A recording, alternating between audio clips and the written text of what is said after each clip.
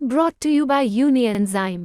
जब गैस सताए यूनियनजाइम लो। इसके तत्व गैस की जड़ पे काम करे और खाना पचाए आपके डाइजेस्टिव सिस्टम की तरह, जो दे बदहजमी से आराम। यूनियनजाइम, गैस भगाओ, खाना बचाओ। पहला कारण तो ये 45 डिग्री की गर्मी है और नेता जो है ये छिले हुए मुर्गे की तरह अपनी चमड़ी लेकर के मांस चढ़ा के घूम रहा है।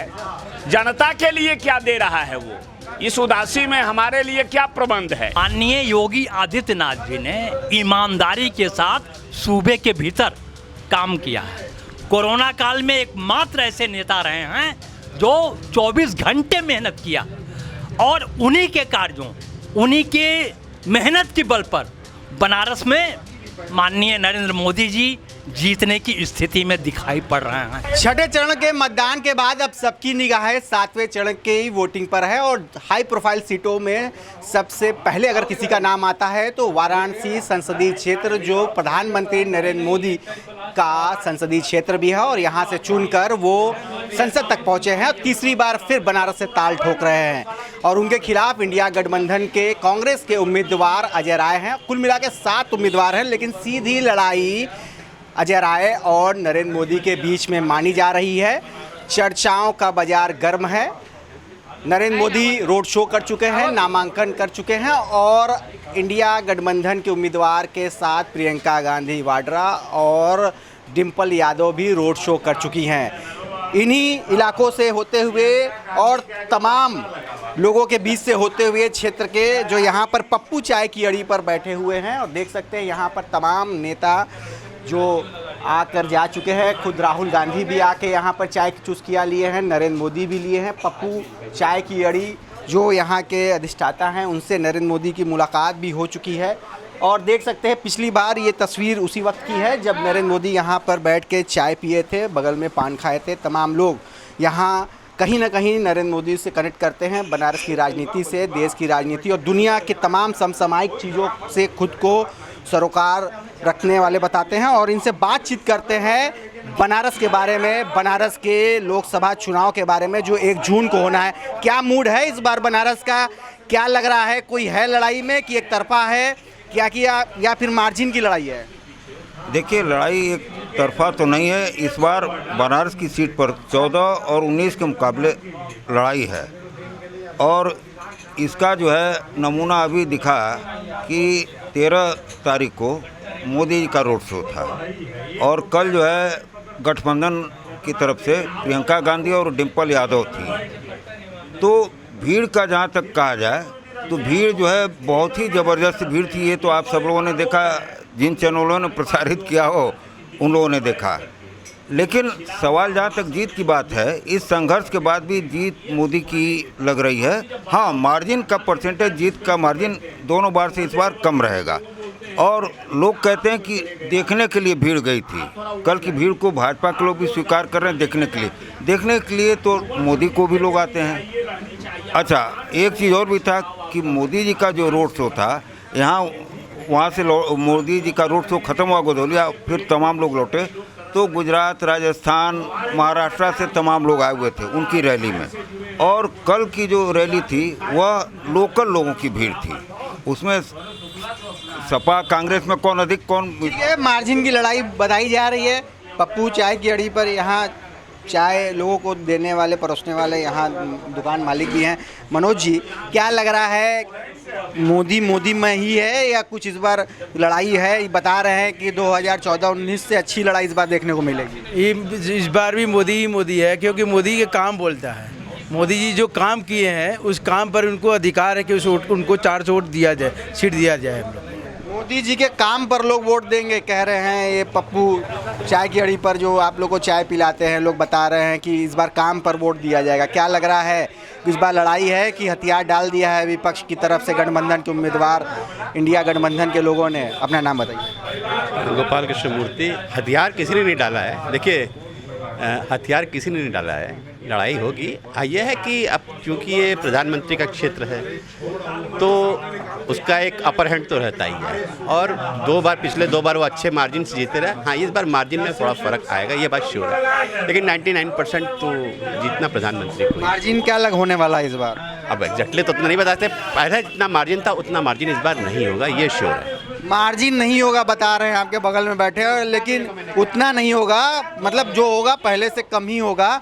लेकिन इस बार 10 लाख वोटों के मार्जिन की बात का दावा कर रही है बीजेपी। जहां एक तरफ पूरे देश में अब की बार 400 पार, तो बनारस में 10 लाख वोटों के मार्जिन का दावा कर रही है। क्या लग रहा है, मार्जिन घटेगा? नरेंद्र मोदी से कोई लड़ाई है, टक्कर है या नहीं है? नहीं, मार्जिन घटेगा, क्योंकि मानो लड़ाई टक्कर इसलिए आप मान के चलेंगे कि एक तरफ जो है मोदी हैं और दूसरी तरफ पूरी विपक्ष। तो जब सारे विपक्ष मिल के वोट करेंगे तो निश्चित तौर पर मार्जिन थोड़ी घटेगी। फिर भी मोदी को ही जीतना है, क्योंकि जो काम उन्होंने किया है तो बनारस में तो नो डाउट कोई उस पर चर्चा का विषय ही नहीं है, मोदी ही जीतेंगे। मार्जिन थोड़ी कम हो सकती है। लग रहा है कि जो 10 लाख का टारगेट ले लिया है, कहीं ना कहीं ये जो है टारगेट लिया गया है, इससे इनको मुंह की खानी पड़ सकती है। ऐसा बहुत ऊंचा लक्ष्य रख लिया है, बहुत आगे का लक्ष्य रख लिया है, क्योंकि एक विश्व रिकॉर्ड बनाने की बात हो रही है। और हार जीत तो लोग इस बार मान ही नहीं रहे हैं कि सीधे सीधे एक तरफा ही लड़ाई बता रहे हैं। देखिए, इस समय संक्रमण काल है, राजनैतिक भी, आर्थिक भी, सामाजिक भी और शैक्षिक भी। और जो उदासीनता मैं देख रहा हूँ वो काशी में कभी मैं नहीं देखा। क्यों उदासीनता क्यों है? उदासीनता का कारण हमको लग रहा है कि ये हार्डकोर पॉलिटिक्स और एक प्रेशराइज करने वाली राजनीति का एक ट्रेंड चला है, और आर्थिक तांडव राजनीतिक तौर पे उसका भी प्रभाव पड़ा है। महंगाई का भी प्रभाव है लोगों के ऊपर, जो दिख रहा है खामोशी और उदासीनता, लोगों में उदासी। इस लोकतंत्र को पर्व कहते हैं, उसके प्रति बहुत जागरूकता नहीं। रोड शो में नरेंद्र मोदी साहब का भी देखा, उसमें भी बहुत लोग मायूसी दिखी। और वजह क्या लग रही है इसके पीछे? मैं बता रहा हूँ, थोड़ा तो संकट काल में इसको मानता हूँ। इसका प्रभाव शायद 10 वर्षों के शासन काल का भी हो सकता है। जो आर्थिक अनसर्टेनिटी लोगों ने में अनिश्चितता का भाव एक आया है कि कल क्या होगा मेरा। शैक्षिक वर्ग में जो शिक्षित 10 साल के बच्चे हैं, उन लोगों की उदासीनता, मैं उन लोगों से वार्ता किया तो पता चला कि हम लोगों की आयु तो ख़त्म हो गई इंतज़ार करते करते। तो बहुत सारे प्रॉब्लम एक साथ घर कर गए हैं। और 10 बरस कोई भी सरकार किसी भी पार्टी की चलती है तो लोगों में एक उदासीनता उस सरकार के प्रति आ जाती है। तो उदासीनता की बात है, बनारस के लोग क्या इस बार चुनावी माहौल में उदासीन है? बनारस में क्या चुनावी माहौल दिखाई पड़ नहीं रहा है? एक हफ्ते से भी कम का समय है वोट कास्ट करना है, और क्या लग रहा है कि जिस तरह लोग बता रहे हैं, या तो पहले ही मान चुके हैं या अपनी समस्याओं से जूझ रहे हैं। जैसा आपके साथी ने अभी बताया कि आर्थिक स्तर पे लोग परेशान हैं, सामाजिक स्तर पर परेशान है, बेरोजगारी को लेके तमाम लोग, हो सकता है इस वजह से लोग थोड़े उदासीन हैं। तो क्या लग रहा है, क्या वजह लग रही है? क्या वास्तव में उदासीनता है या कुछ माहौल है बनारस में?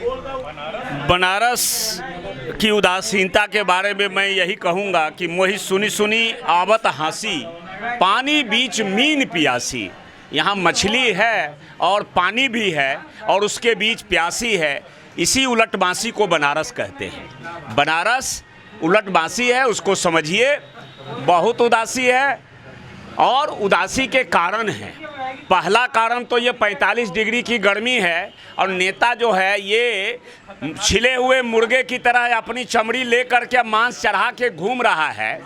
जनता के लिए क्या दे रहा है वो?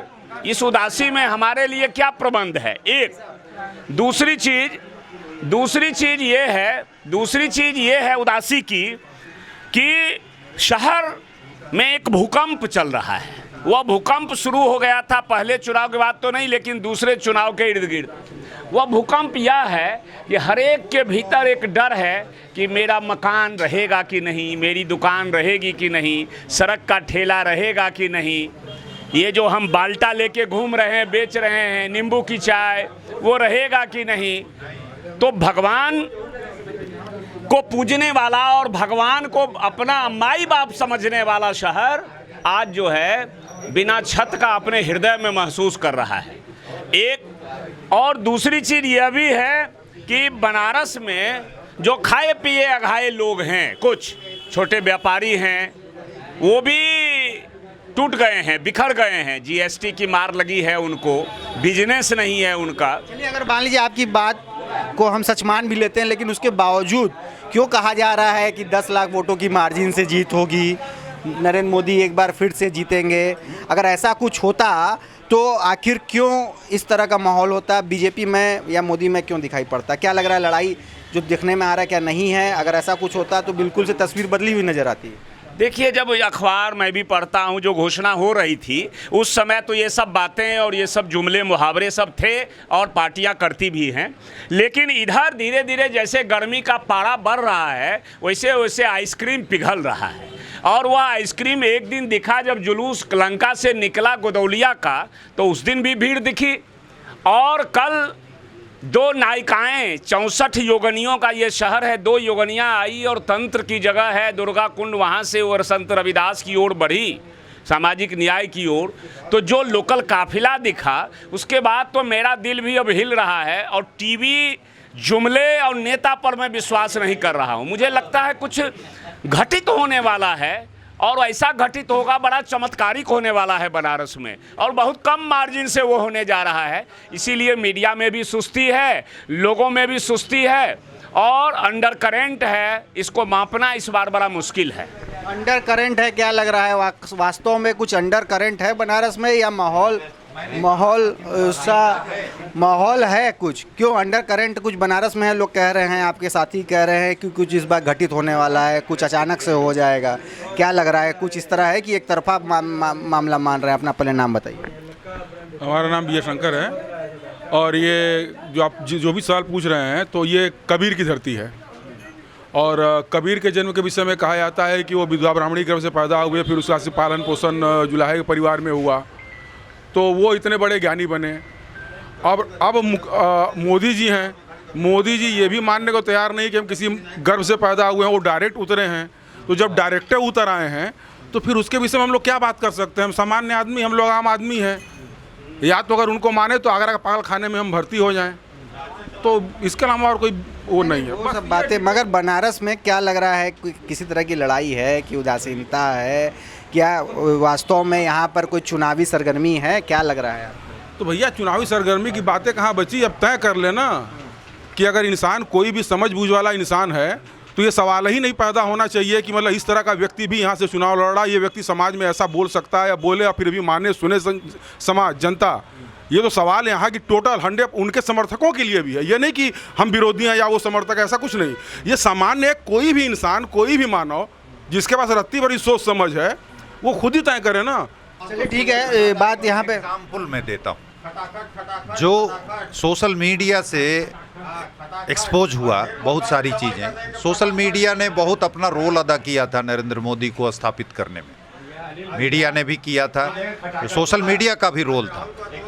तो उस एक्सपोजर के द्वारा बहुत नुकसान हुआ है क्रेडिबिलिटी में, उनके विश्वसनीयता में बहुत प्रभाव पड़ा है। दूसरी चीज़ कि हमारा समाज अपने ही प्रधानमंत्री को गाली गलौज की भाषा प्रयोग करने लगा।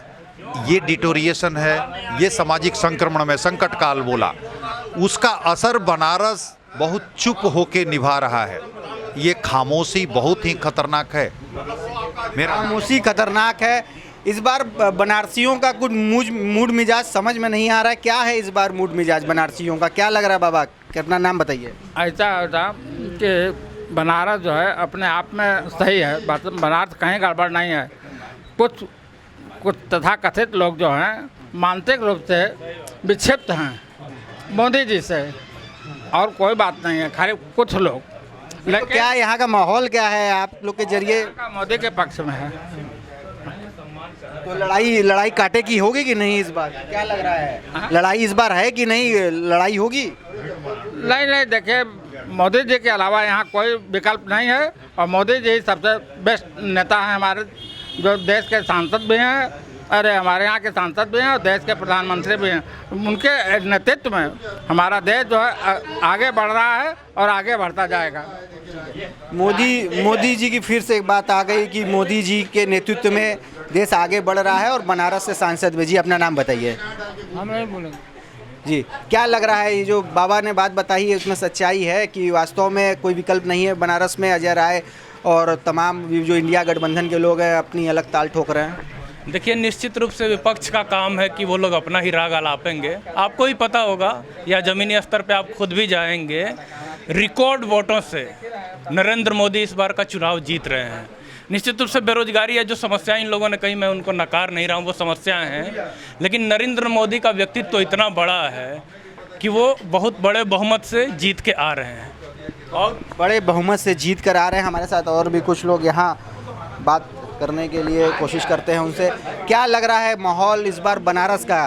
कई लोग बड़े उदासीनता से बात कर रहे हैं, कई लोग मायूस दिख रहे हैं, बेरोजगारी समस्या बता रहे हैं, महंगाई समस्या बता रहे हैं, लेकिन उसके बावजूद भी कहीं ना कहीं मोदी की बात कर रहे हैं, मोदी के जीतने की बात कर रहे हैं। अपना नाम परिचय। भैया, मेरा नाम राजेश आज़ाद है और मैं पूर्वांचल राज्य गठन का नेतृत्व करता हूँ क्रांतिकारी तरीके से। बहुत साफ बात है भाई साहब, वो ये कि लड़ाई की बात अभी जिक्र किया आपने, तो लड़ाई थी नहीं, ठन गई है।